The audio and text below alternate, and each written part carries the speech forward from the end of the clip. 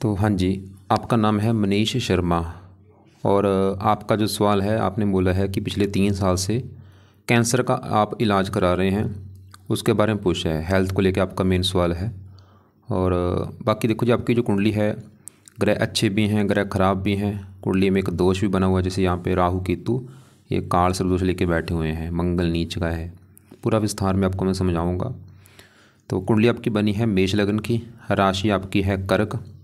और अब ये जो कुंडली होती है इसमें देखो जी, होते हैं 12 घर। पहले आप 12 घर सबसे पहले समझो, वो मैं लिख देता हूँ। ये है आपकी कुंडली में पहला घर, ये है दूसरा घर, तीसरा घर, चौथा, पाँचवा घर, छठा, सातवां, आठवां, नौवां, 10वां, 11वां और ये 12वां घर। अब ये जो 12 घर मैंने लिखे हैं, इन घरों से आपके जीवन के बारे में कुछ ना कुछ पता किया जाएगा। जैसे कि इस पहले घर से हम पता करेंगे आपका शरीर कैसा होगा, हेल्थ कैसी होगी, स्वभाव कैसा होगा, रंग रूप कैसा, पर्सनैलिटी। इस पहले घर को देखना पड़ेगा। दूसरा घर आपका है धन जोड़ने का, तीसरा घर छोटे भाई बहनों का है, चौथा घर आपकी माता, मकान, वाहन, पाँचवा घर बच्चों का है, छठा घर शत्रु, रोग, कर्जा, सातवां घर है आपकी पत्नी का घर, आठवें घर से उम्र देखेंगे, नौवें घर से भाग्य है, 10वां घर काम काज का है, 11वां घर है आमदनी, लाभ, इच्छा पूर्ति और 12वें घर से आपके खर्चे देखे जाएंगे। तो आपने यहाँ पे मेरी 2 बातें नोट करनी है। पहली बात, जो मैंने 12 घर लिखे हैं इनको याद कर लो, और दूसरी बात, इन 12 घरों से जो कुछ देखा जाएगा वो याद कर लो। और अब आप ये देखो कि आपने कुंडली में क्या देखना है, वो घर देख लो। जैसे कि आपका सवाल है आपके मान लो बच्चों को लेके, तो बच्चों का घर कौन सा है, वो है 5वां घर। तो 5वें घर से आपके देखे जाएंगे बच्चे, और 5वें घर में क्या लिख रखा है, 5 नंबर, और 5 है सिंह राशि, इसका मालक है सूर्य। तो आपके बच्चों के लिए हमें सूर्य को देखना पड़ेगा। ऐसे ही अगर आपका सवाल है आपके छोटे भाई बहनों को लेके, तो तीसरा घर कुंडली में छोटे भाई बहनों का है, और तीसरे घर में नंबर है 3। 3 है मिथुन राशि, मालक है बुध। तो छोटे भाई बहनों के लिए बुध को देखना पड़ेगा। तो मेरा आपको कहने का मतलब समझ आ चुका है कि जो कुछ देखना है वो घर देखना है, और घर का मालक देखा जाता है।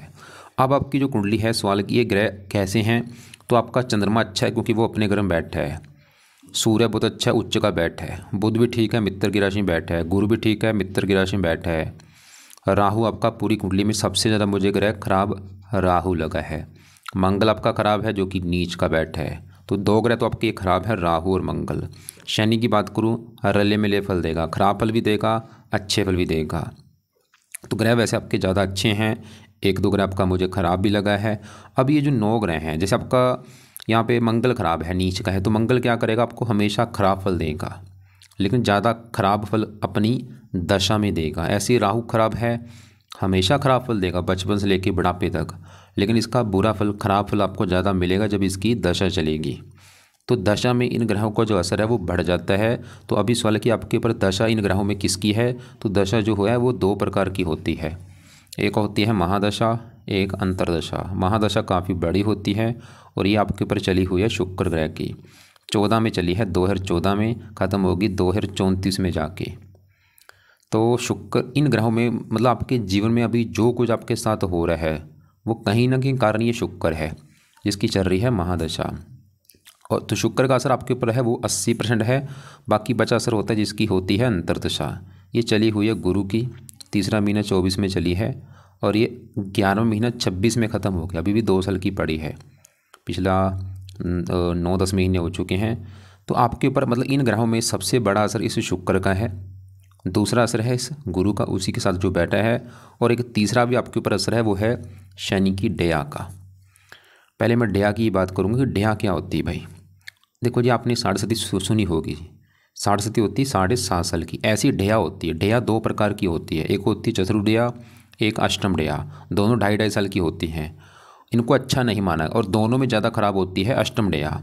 और आपके ऊपर कौन सी चल रही है, आपके ऊपर चल रही है अष्टम डेया। कब चली है, ये 17 जनवरी 2023 में चली है आपके ऊपर। पिछले 2 साल हो चुके हैं।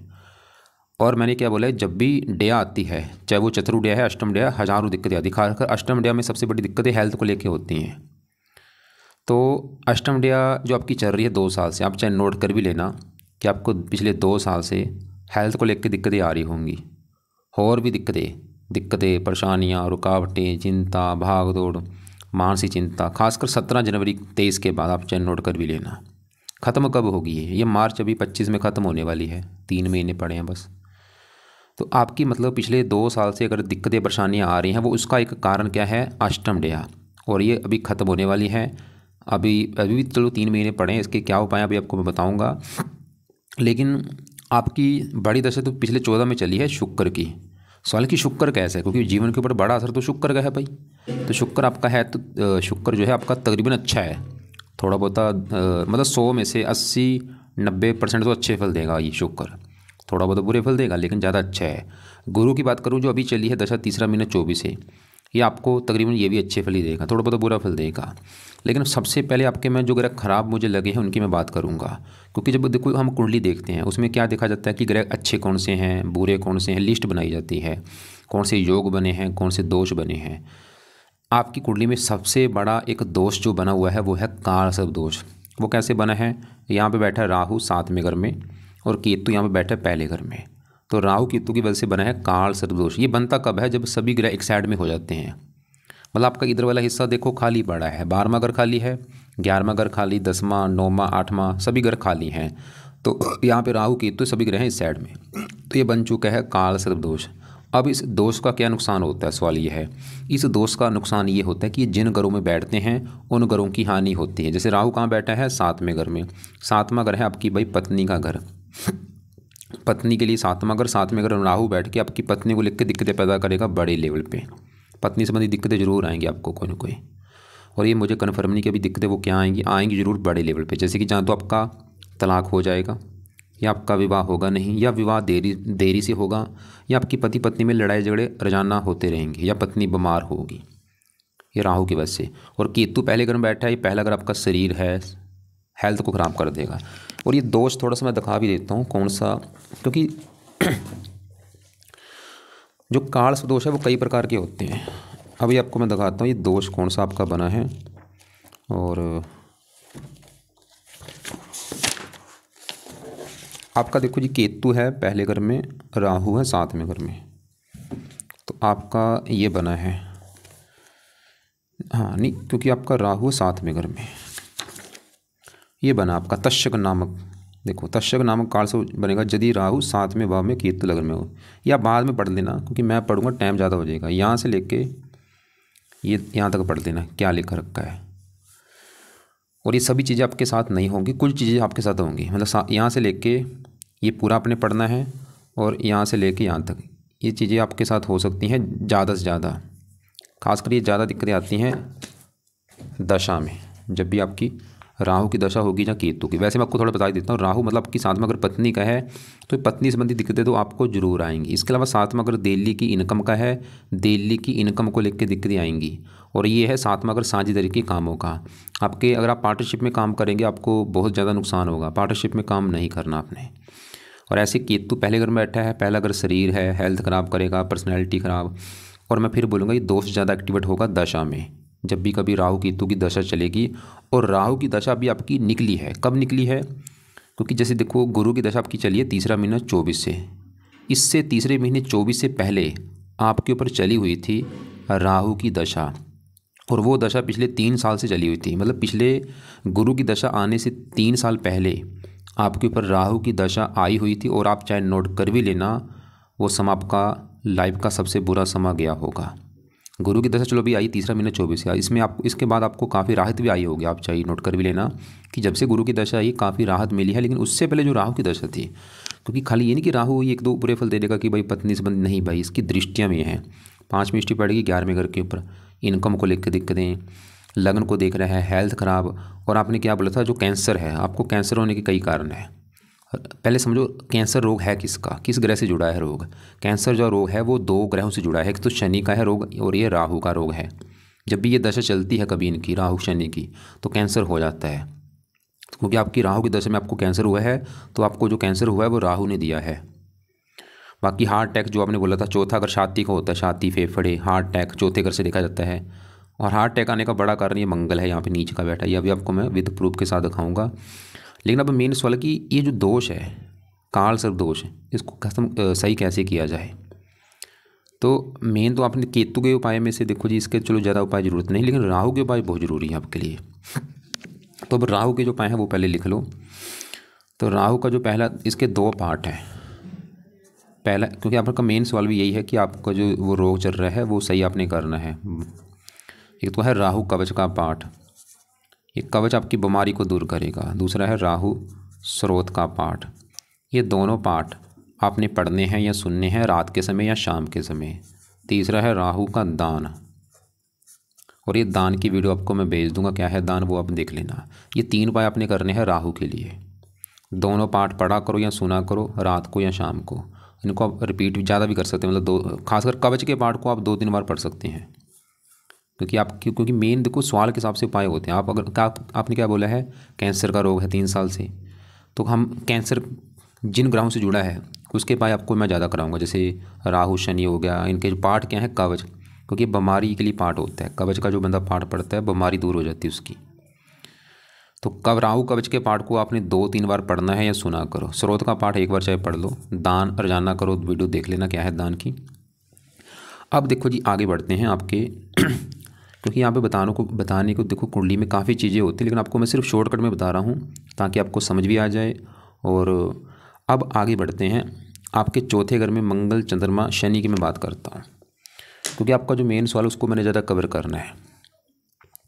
अब यहाँ पे देखो जी आपका सबसे ज़्यादा जो, मतलब मैंने आपको पहले बोला कुंडली में ग्रह अच्छे भी हैं आपके, सूर्य अच्छा है, बुध अच्छा है, ग्रह खराब भी हैं, राहु मंगल हो गया।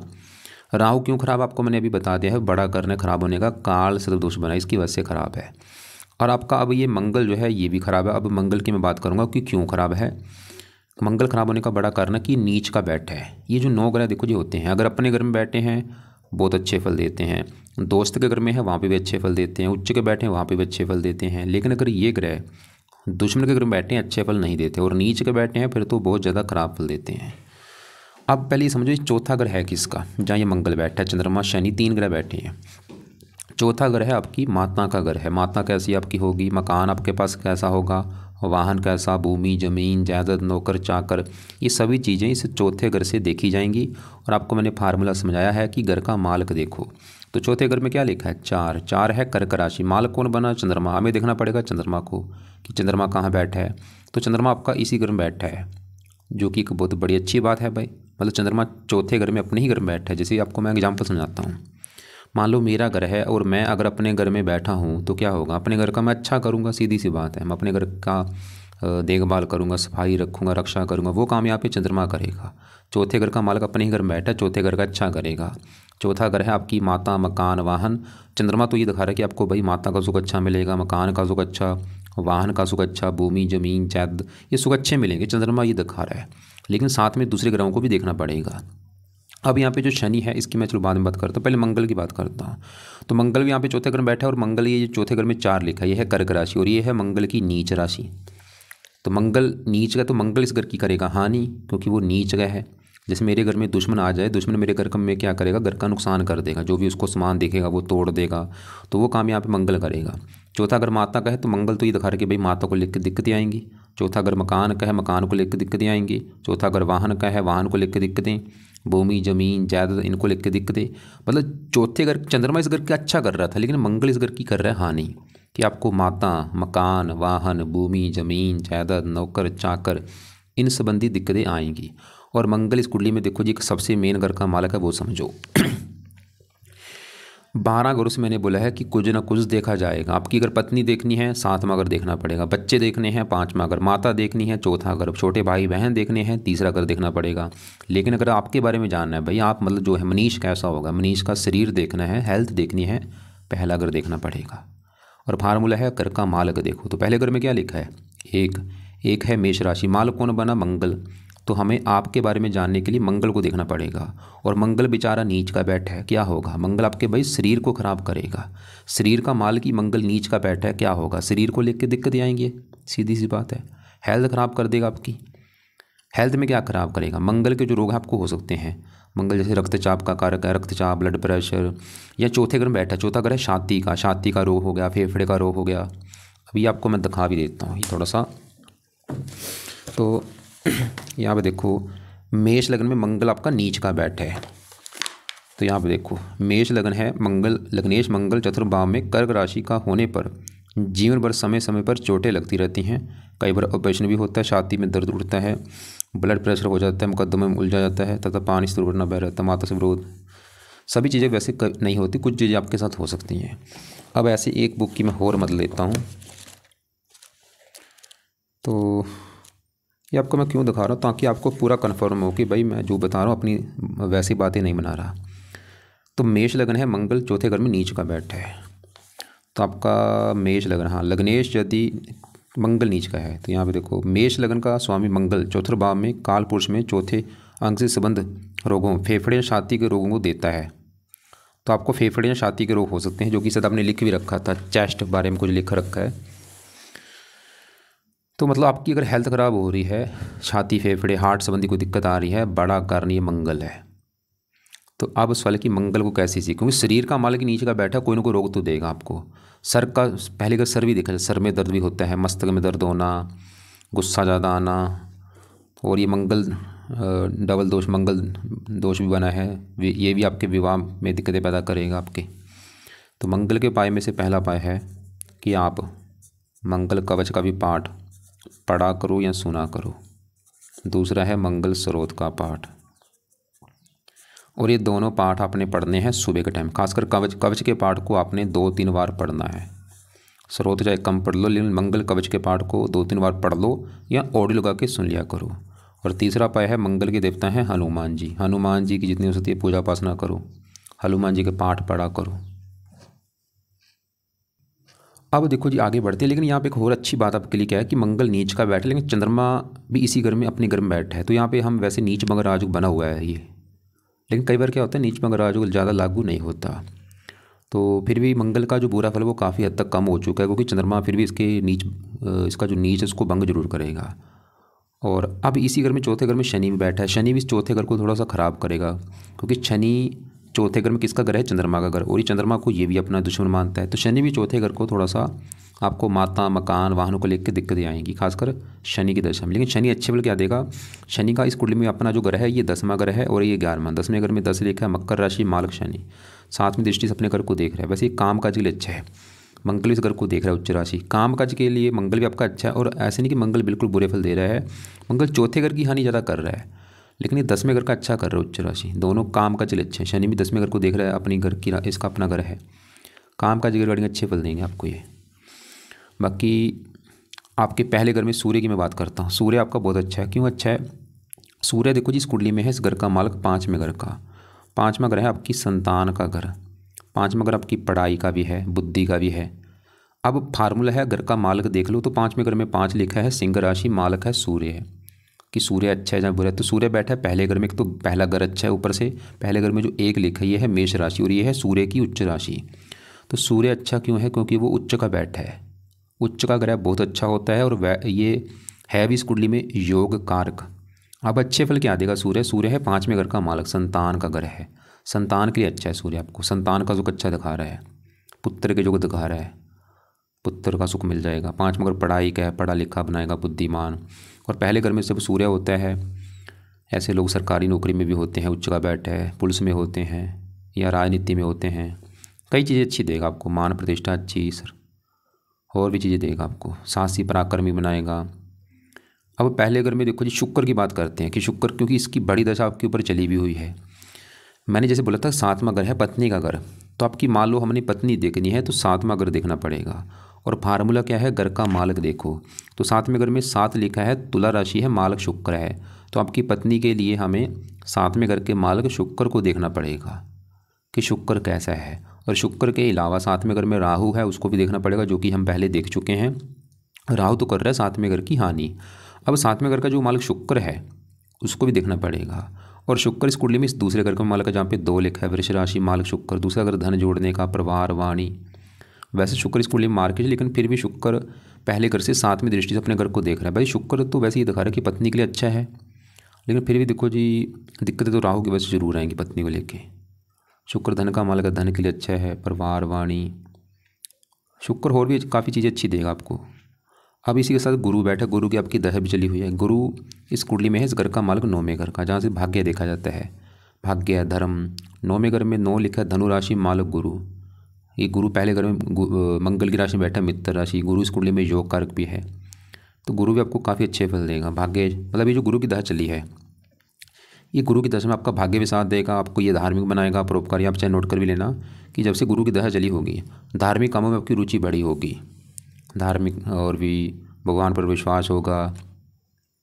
5वीं दृष्टि पड़ेगी संतान कर, ये संतान के लिए अच्छा है, वैसे पत्नी के लिए अच्छा है। गुरु ठीक है आपका, तो मतलब यहाँ पे शुक्र अच्छा है। यहाँ पे देखो मैं शॉर्टकट में चीज़ें बता रहा हूँ, सीधी सी बात है। मतलब शुक्र अच्छा है, गुरु ठीक है आपका, सूर्य बड़े लेवल पे अच्छा है क्योंकि उच्च का बैठा है। लेकिन केतु यहाँ पे दिक्कतें पैदा करे क्योंकि कुंडली में बना है काल सर्पदोष। तो केतु के लिए क्या करो, कुत्तों को रोटी डाला करो। इसके अलावा दूसरे घर में जो बुध है वो शुक्र की राशि में बैठा है, वो भी ठीक ठाक है। छठे घर का वैसे मालक है, रले मिले फल देगा। वाणी की जुड़े कामों से भी आप धन कमा सकते हैं, जिसमें वाणी की जरूरत है, जैसे कोई लिखने का काम हो गया, पढ़ाने का काम हो गया, क्योंकि धन का घर है। तो कुल मिला के अगर देखा जाए, मतलब आपकी कुंडली में शुक्र अच्छा है, गुरु ठीक है, सूर्य संतान के लिए अच्छा है, चंद्रमा मकान वाहन शनि काम काज हो गया, बुध भी ठीक है। तो आपकी मतलब पूरी कुंडली में जो ग्रह खराब है वो है बड़ा राहु। क्यों? क्योंकि इसकी वजह से बना है काल सर्पदोष। और आपने अगर प्रैक्टिकल करना है, क्योंकि मैंने बोला है इसकी दशा पहले आपकी 3 साल की निकली है, उसमें आप चाहे नोट कर भी लेना कि वो समय आपकी लाइफ का सबसे बुरा समय गया होगा गुरु की दशा से पहले। अब आपको चार्ट भेज भी दूंगा, उसको आप देख भी लेना। तो पहला ग्रह तो खराब है राहु, और इसकी वजह से सबसे बड़ी दिक्कत क्या आएगी, आपकी पत्नी संबंधी दिक्कतें आएंगी आपको भाई, ये कन्फर्म है। और वो दिक्कत क्या आएगी मुझे नहीं कन्फर्म, लेकिन आनी जरूर है आपको पत्नी संबंधी दिक्कतें। और हेल्थ संबंधी दिक्कतें आपकी इसकी दशा में आई होंगी। खासकर 7वां घर जो है, ये 7वें घर से जुड़ा रोग भी देता है। और इसके अलावा आपका मंगल ग्रह खराब है, वो आपकी हेल्थ को लेकर दिक्कतें पैदा करेगा, या चौथे घर की हानि करेगा, छाती फेफड़े हो गया। तो कुल मिला के मतलब आपकी कुंडली के हिसाब से जो उपाय हैं, एक तो है राहु ग्रह के उपाय, क्योंकि कुंडली में जो काल सदोष बना है वो तभी खत्म होगा जब आप राहु के उपाय करेंगे। तो राहु के यहाँ पे 3 जो उपाय हैं वो मैंने लिख दिए हैं कि दोनों राहु के पाठ पढ़ा करो या सुना करो रात को या शाम को, और दान करो। इसके अलावा आपके लिए उपाय है मंगल ग्रह के, क्योंकि वो आपके शरीर का मालक। अगर आपने मतलब हेल्थ अच्छी करनी है, अपनी बीमारी से बचना है, छाती फेफड़े का जो रोग है वो उसको दूर करना है, तो मंगल सही करो। जो भी हार्ट संबंधी दिक्कतें आ रही है, कारण बड़ा है मंगल। तो मंगल के भी यहाँ पे जो उपाय हैं 2 पाठ हैं, दोनों में से मंगल कवच के पाठ को ज़्यादा पढ़ना है या सुनना है, स्रोत को भी पढ़ो, ये सुबह के टाइम पढ़ने हैं। और हनुमान जी के पाठ किया करो, खासकर हनुमान जी के एक पाठ है, हनुमान कवच का पाठ है, वो कवच बीमारियों से रक्षा करता है, वो पढ़ना आपने हनुमान कवच। बाकी चंद्रमा के पाठ करने की जरूरत नहीं। और यहाँ पे सूर्य के रहने दो, बुध के रहने दो, केतु के लिए खाली कुत्तों को रोटी डाल दो। सवाल की शुक्र के जरूर करने हैं। क्यों? क्योंकि शुक्र का आपके ऊपर है बड़ा असर है। वैसे तो तकरीबन अच्छा है, फिर भी उसके पाठ पूजा करो ताकि वो दशा और अच्छी जाए, अगर कोई बुरा फल हो वो ना मिले। तो शुक्र के लिए क्या करो शुक्र का आप कवच का पाठ है वो पढ़ लिया करो। और 2 पाठ है, चाहे दोनों पढ़ लो, आपकी मर्जी है, चाहे दोनों में कवच। और इसके वैसे काफ़ी उपाय हैं, शुक्र कवच हो गया, शुक्र स्रोत हो गया, आप शुक्र का मंत्र भी कर सकते हैं, ओम शुम शुक्राय नमः 1-2 माला। यहाँ पे देखो जी आपकी मर्जी, चाहे तीनों कर लो, चाहे तीनों में खाली मंत्र कर लिया करो, या कवच का पाठ पढ़ लो, और चाहे तीनों कर लो। तो एक तो आपके हैं शुक्र के उपाय जिसकी है बड़ी दशा, और एक राहु के आपको मैंने उपाय बता दिए हैं, मंगल के उपाय बता दिए हैं। एक है, क्योंकि आपका देखो जी सवाल के हिसाब से मैंने बोला है उपाय होते हैं। सवाल आपका क्या है, कैंसर आपने लिख रखा था, और कैंसर मैंने बोला है उसके 2 ग्रह जिम्मेदार हैं, राहु और शनि। वैसे प्रबल कारक शनि होता है जब कैंसर होती है। और आपकी डेया भी चल रही है पिछले 2 साल से। ये डेया है किसकी, सवाल है, ये अष्टम डेया चल रही है, शनि की है, शनि की। मतलब जो भी 60 है डेया है, ये शनि की होती है। तो डेया अभी भी 3 महीने की पड़ी है, और आपका जो रोग है कैंसर का वो शनि का रोग है। तो आपने शनि कवच का पाठ भी जरूर पढ़ना है, ताकि आपकी जो कैंसर का रोग है वो दूर हो, और डेया जो चल रही वो सही हो, और शनि भी चौथे घर की जो थोड़ी सी हानि कर रहा है वो ना हो। और यहाँ पे एक विष दोष भी बना हुआ है। तो रात के समय आप जब मान लो रात को आप बैठेंगे, क्या करना है, रात को बैठ के शनि कवच के पाठ को पढ़ लो। इसको भी आप 2-3 बार पढ़ सकते हैं। उसी समय आपने राहु कवच के पाठ को भी 2-3 बार पढ़ना है, और राहु स्रोत का पाठ। तो ये 3 पाठ तो हो गए रात के समय। सुबह के टाइम बैठ के मंगल कवच पढ़ना है, इसको 2-3 बार पढ़ लो। स्रोत का पाठ चाहे कम पढ़ लो, हनुमान जी का पाठ पढ़ लो, बेस्ट है हनुमान कवच। या ये जो पाठ है ये चाहे सुन भी सकते हैं आप, नहीं पढ़ने आते ऑडियो लगा के सुन लिया करो। और शुक्र के पाठ ये आपकी जब मर्जी, आपका चाहे सुबह पढ़ लो, शाम को पढ़ लो, चाहे दोनों टाइम पढ़ लो। इसको अभी आप रोक भी सकते हैं। अगर आपको लगता है कि एक साथ मैं कैसे शुरू करूं, तो कवच स्रोत के पाठ, शुक्र के जो पाठ हैं, इसको आप चाहे 1-2 महीना रुक जाओ, लेकिन राहु के मंगल के तो शुरू कर दो। एक बार आपका मैं दोबारा देख लूँ। एक आपने मुझे लिख रखा था महामृत्युंजय का जाप करते हैं, जो कि अच्छी बात है, उससे भी बीमारियां दूर होती हैं, हेल्थ अच्छी होती है, वो आप ज़रूर पढ़ा करो। दुर्गा चालीसा, क्योंकि आपकी तो कोई राइटिंग एक तो मुझे समझ नहीं आ रही, जो लिख रखा है बिल्कुल देखो ब्रीक में लिख रखा है, कोई समझ नहीं आ रहा। माता दुर्गा कर सकते राहु के लिए अच्छी होती है। हनुमान चालीसा ठीक है। कैंसर ट्रीटमेंट ठीक है 3 महीने। मेंटली, क्योंकि शरीर का मालिक मंगल नीच का बैठा है, और आपको जो लिखा है ना अपने मेंटल, ये जो भी दिक्कतें आ रही है, इसका कारण ये डेया भी है, स्टर्म डेया चल रही है। मतलब डेया ख़त्म होने के बाद आपको काफ़ी राहत मिलेगी मार्च 25 के बाद। और तो सुबह के टाइम मंगल कवच स्रोत, कवच के पाठ को ज़्यादा पढ़ना है, स्रोत कम। हनुमान जी के पाठ, राहु, दोनों राहु के पाठ रात को, शनि का भी रात को। और शुक्र कवच के पाठ चाहे दोनों टाइम पढ़ लो, चाहे एक टाइम जरूर पढ़ो। दान किसका करना है? राहु का जितना हो सकता है दान करो, कोशिश करो रोजाना करने की। शनि का भी दान करना है जब तक आपकी बीमारी दूर नहीं हो जाती। शनि, हाँ एक और आप उपाय लिख लो, शनि कवच का पाठ तो मैंने बोला, शनि मंदिर भी आपने जाना है हर शनिवार को, और वहाँ पे जाके प्रार्थना करो कि हे शनि देवता जी, मैं आपके मंदिर इसलिए आया हूँ क्योंकि ये जो मुझे कैंसर हुई है ये आपका रोग होता है, तो मैं चाहता हूँ मेरा जो रोग है वो दूर हो जाए और मुझे हेल्थ अच्छी बख्शो। ये प्रार्थना करो अपनी जाके शनि मंदिर में। और वहाँ पे जाके दान भी आपने करना है शनि का, हर शनिवार को दान करना है। दान क्या है? जैसे आप सरसों का तेल दान कर सकते हैं, काली उड़द की दाल का दान कर सकते हैं। दान की वीडियो आपको मैं भेज भी दूंगा अलग से, उसको देख लेना। मंगल का रंग है लाल, लाल कपड़े कम यूज़ करो, खासकर मंगलवार को मत पहनो। संडे को आप लाल कपड़े पहन सकते हैं, आगे पीछे पहन सकते हैं, बस मंगलवार को लाल कपड़े कम यूज़ करो। राहु का रंग है नीला और शनि का काला, काले नीले कपड़े भी कम यूज़ करो। फिर भी आपको कोई बात मेरी समझ नहीं लगी, आपने कुछ पूछना हो तो आप मुझे कॉल करके पूछ लेना, और या व्हाट्सएप पे आप लिख के भेज देना।